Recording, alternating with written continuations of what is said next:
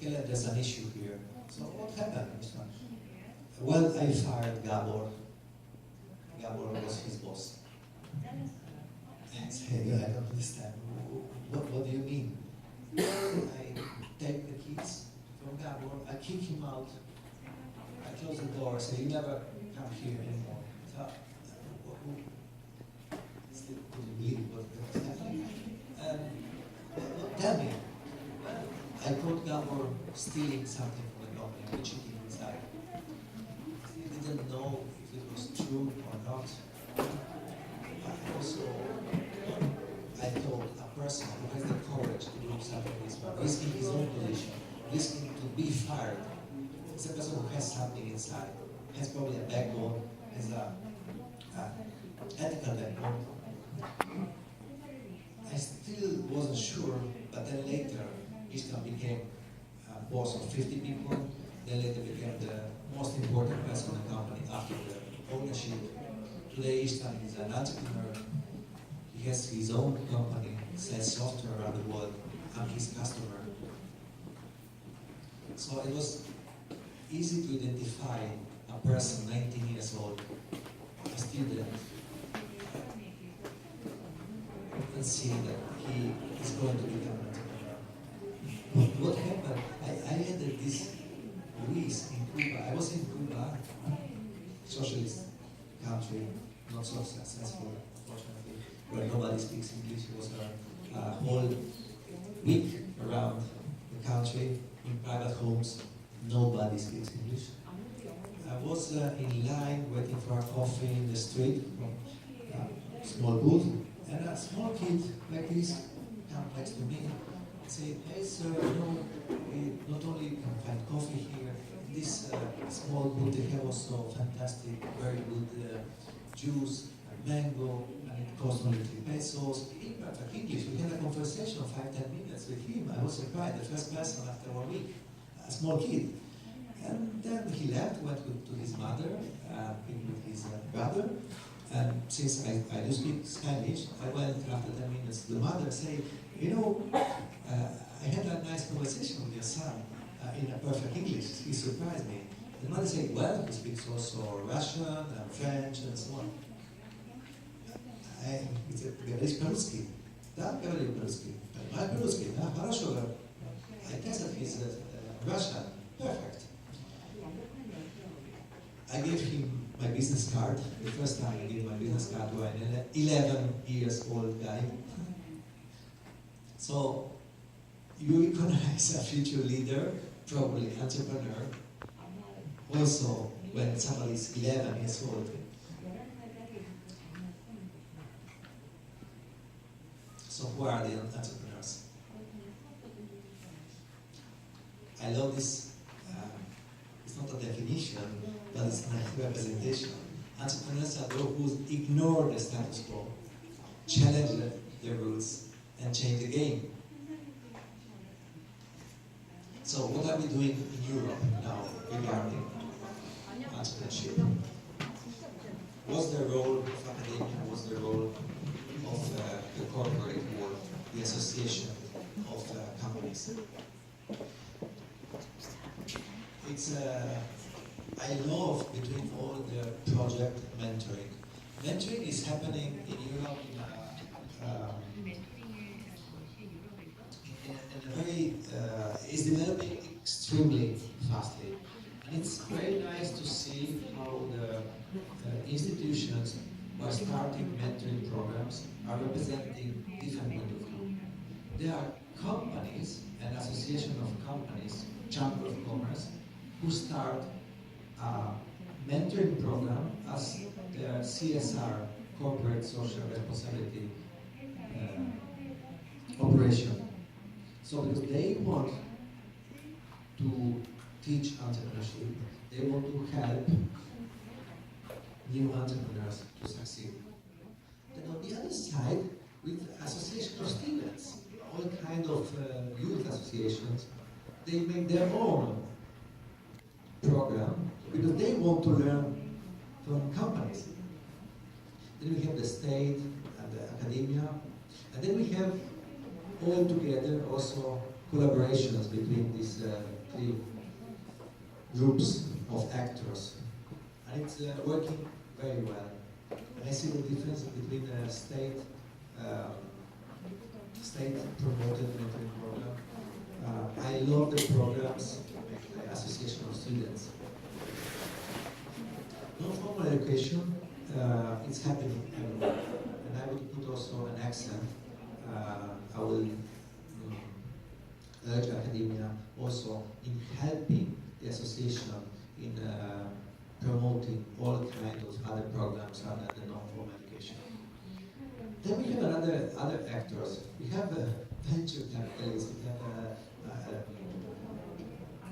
accelerators teaching new entrepreneurs how to raise money, how to deal with financials. And it's a totally new world of teaching also there. And I was surprised how venture capitalists, without any visible direct benefit, short-term benefit to them, they're still teaching. Because they are also interested in creating a whole ecosystem around them. They deal with money, they need people on the other side understanding money. And then the last part, which is incredibly under the spotlight in Europe, and especially also European Union. We have the European Union programs starting from 2015 to 2020. An incredible amount of money, resources are in ICT, information technology, information communication technology. Why? Because a lot of innovation lies there. There's in spite of the high competition, the opportunity for growth is very, very high. So all the sectors are important, but ICT is very important. So it's everything is focused, not everything, a big chunk of money, resources, and time dedicated to ICT. And it's very interesting. In Europe, we have most of the countries relying on a network of small and medium enterprises. And it was noted and studied that enterprises, small and medium enterprises, that embrace the digital economy, they start to grow 2, but also 3 times faster than the others. And also it's good to hear that IT is the single most important source of growth in the whole European Union. Beside the European Union, which covers now 28 states, we have another 23 countries in Europe. The situation is pretty similar. So these are the trends. We, as chamber, where we represent companies, we agree with this system of promotion of entrepreneurship. And then I would conclude here with the strong, telling you about the strong presence and a strong role played by the associations of young entrepreneurs across Europe. There's especially one. I had the honor to chair the advisory council of it in Brussels. It's called Jeune, it's a French name. It's the Young Entrepreneurs Association of European Union. Old name, in fact, it has all the Association of Entrepreneurs of Europe, not only European Union. And it's promoting all kinds of these programs across the continent. And the idea of working together with the other players is very present. So also it's very nice to see like existing big corporate players are doing the same like young entrepreneurs. So future big are already thinking big. They are entrepreneurial already when they start. So young entrepreneurs are doing the thing like old entrepreneurs and helping even younger entrepreneurs to succeed. So it's very nice to see this ecosystem growing up in Europe. And I don't have enough deep knowledge of what's happening in Asia. I noticed that you have, for instance, in Korea, few very big companies. I also had the impression, and I've had some feedback, that a lot of young students desire to go to work after their graduation to big companies or to state institutions.